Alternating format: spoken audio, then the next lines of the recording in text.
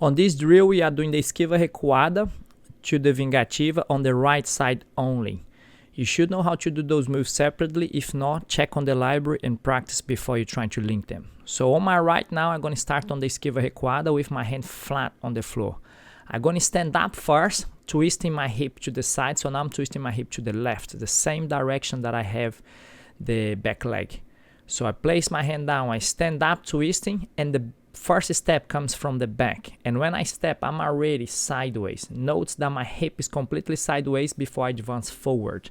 So if you look from the side, the idea is I can push from the floor, from the lower face, straight moving forward. But at the beginning, I just stand up so I understand the step. My both knees are bent, reset from the Esquiva Recuada position, and then keep repeating the move. And notice that my arms are up and I'm shifting the weight nicely and according to the move. And the more you practice, the more you get used to it, and then you can add the speed. But at the beginning, go super slow before you're familiar with the technique, and then you can speed it up. I hope that helped, and I see you on the next one.